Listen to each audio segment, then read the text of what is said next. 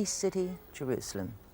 It's the city of David for millions of Jews, and for Christians, the city of Jesus, and for Muslims, the holy spot from which Muhammad ascended into heaven.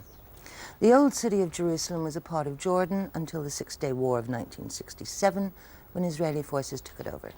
Now, from that time onwards, one man has dominated the administration of city life for Jews and Arabs together. He's with me now, Teddy Kollek, the mayor of Jerusalem. Welcome to Good Afternoon, Mayor Kollek. It seems to me that you're carrying out a quadruple job. You're not only responsible to the actual citizens of Jerusalem, but as you say in your own book, Jerusalem is the sacred city of mankind. So you're mayor to three major religions, and you must juggle out their needs, demands. Your responsibilities are enormous, aren't they? Well, the city has done fairly well over the last 4,000 years and continued, so one shouldn't take whatever a single man does too seriously. But I'm perfectly aware of the fact that Jerusalem means something not only to the 370,000 people who live there, but to millions all over the Western world. And even if they shouldn't be very religious anymore, there's still a deep-seated feeling which plays on very deep strings in the hearts of many people for Jerusalem, and many of them come to Jerusalem, and they would like to see a particular Jerusalem. And as this fits in very much with the desires of the people who live there, the difficulty isn't too great. There is, of course, tension. It's mainly political tension in Jerusalem, but the desires of how Jerusalem should look are practically the same for everybody. Well, let's come to 1967, June 1967, when the unification took place. And of course, there are many people in the world who still don't, I mean, internationally, do not recognize the legality of the fact that Jerusalem is now in Israeli hands. But let's ignore that. It's too complicated a subject right now. Let me not quite ignore it, but it was for 4,000 years a united city. 3,000 years ago, David the king made it a Jewish capital. It was divided only for 19 years, and only for 19 years, half of it was Jordan, but Jordan didn't make it its capital. We made our half the capital. So let's bring these historic facts into it. But, and truly, now it's 2/3 Jewish, 1/3 Arab, approximately. Is that right?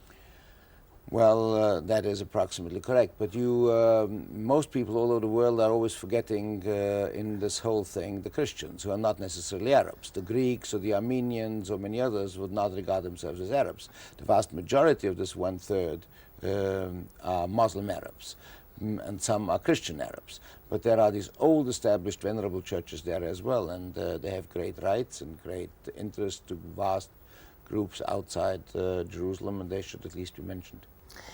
Can I ask about, I think, the things that often confuse people. What kind of rights do your Arab citizens have? Are they full citizens? Do they vote? Do they sit in city chambers? Do they hold city office?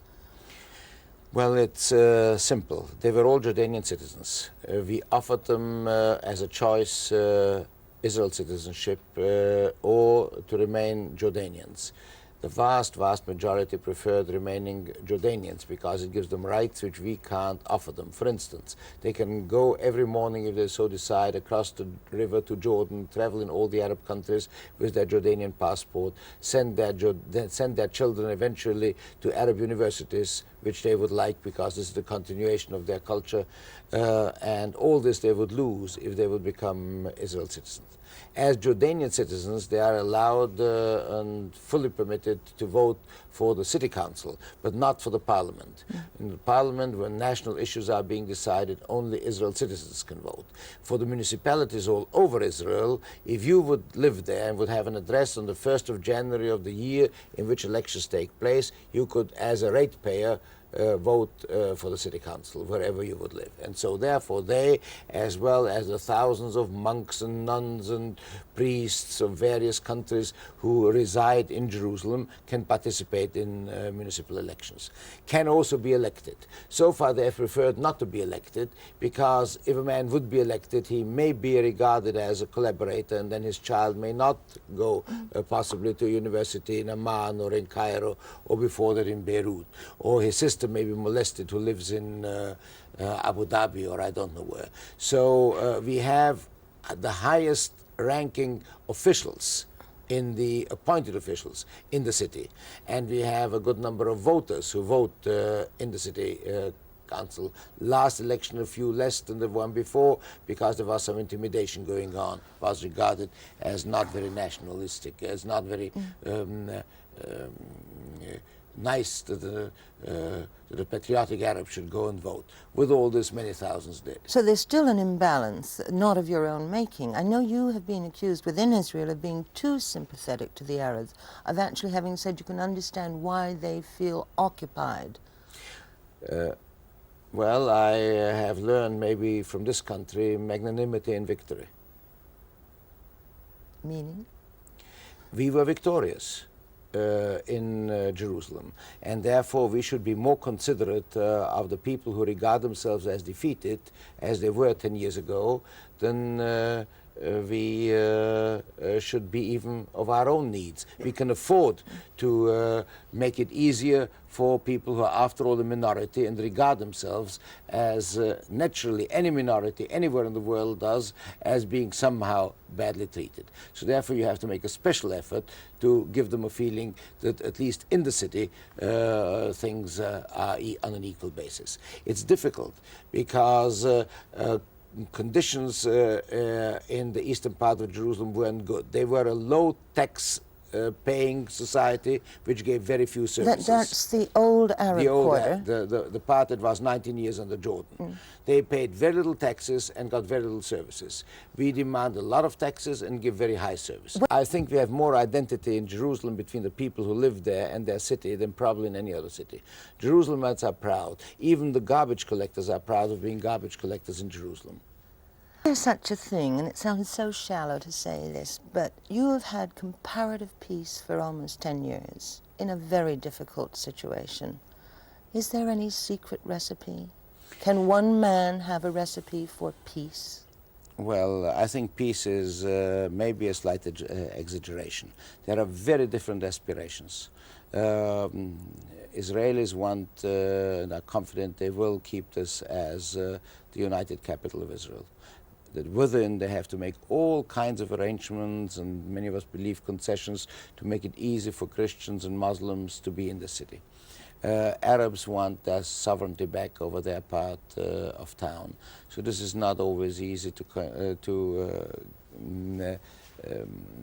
bring these different views together. In fact, you can't bring them together.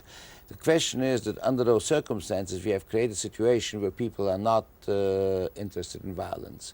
The Jews are not interested in violence because they want to show that they can prove that they can run the city well.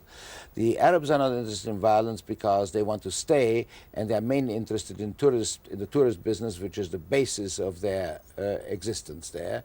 And the tourism and terrorism doesn't go together. So you have a built-in interest in keeping peace there. But in addition to this, we have done something else. We have tried to see what the needs of people are, and we have answered the needs before they arose in a violent fashion. We have done so very often with the help of all these spiritual citizens all over the world who have given us contributions. We have turned them from spiritual citizens into practical taxpayers, and that has helped a great deal. The parks, the restoration of antiquities, some of the cultural activities, theaters or so, have been helped greatly from private donations, from Israel, from abroad, from Jews, from Gentiles. It's a general effort.